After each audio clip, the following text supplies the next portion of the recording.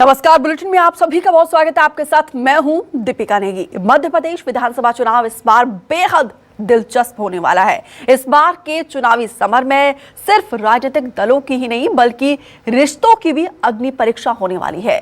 चुनावी मौसम में कहीं सगे भाई बहन तो कहीं चाचा भतीजे तो कहीं जेठ बहू और कहीं समधी समधन जंगे मैदान में एक दूसरे के खिलाफ ताल ठोकते हुए नजर आ रही हैं। सवाल ये कि कहीं चुनाव जीतने में इस कोशिश में ये नेता कहीं रिश्तेदारी से हाथ न धो बैठे।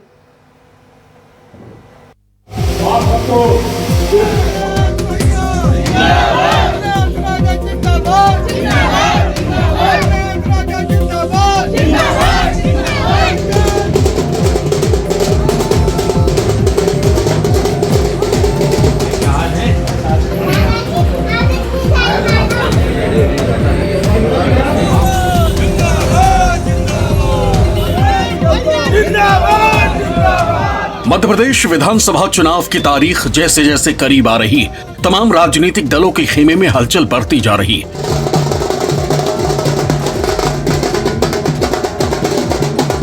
नफा नुकसान के लिहाज से मनमाफिक जीत पाने के लिए तमाम राजनीतिक दलों और उनके प्रत्याशियों ने मैदान में एड़ी चोटी का जोर लगा रखा। लेकिन इस बार मध्य प्रदेश के चुनावी समर में जो सबसे दिलचस्प तस्वीर उभर रही है वो ये कि इस बार कई सीटों पर मुकाबला करीबी रिश्तेदारों के बीच है। सूबे में कम से कम इस बार 5 ऐसी सीटें हैं जहां सगे भाई से लेकर चाचा भतीजा, समधी समधन और जेठ बहू आमने सामने हैं। मध्य प्रदेश चुनाव में इस बार बीजेपी और कांग्रेस दोनों ने जीत को प्रतिष्ठा का प्रश्न बना लिया है। दोनों ही पार्टी के नेताओं ने अपनी अपनी जीत सुनिश्चित करने के लिए अपनी पूरी ताकत झोंक दी है। लेकिन मध्य प्रदेश विधानसभा चुनाव 2023 में कई सीटों पर रिश्तों का भी इम्तिहान है। इस बार सूबे की 5 सीटें ऐसी है जहां पर भाई से भाई, चाचा से भतीजा, समधी से समधन, जेठ बहू भी आमने सामने चुनाव लड़ रहे हैं। ये सीटें कौन कौन सी हैं आपको बता दें।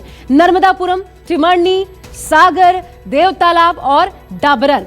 नर्मदापुरम में 2 सगे भाइयों के बीच मुकाबला है। पहले दोनों बीजेपी में थे, वहीं कांग्रेस ने बीजेपी में आए गिरजा शंकर को टिकट देकर मुकाबले को दिलचस्प बना दिया है।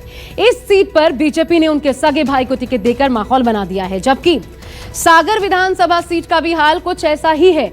यहां जेठ के सामने बहू चुनावी मैदान में उतरी है। तो वहीं हरदा जिले की बात की जाए तो हरदा जिले की टिमकरी विधानसभा सीट पर चाचा, बीजेपी से तो भतीजा कांग्रेस से चुनावी मैदान में ताल ठोक रहे हैं।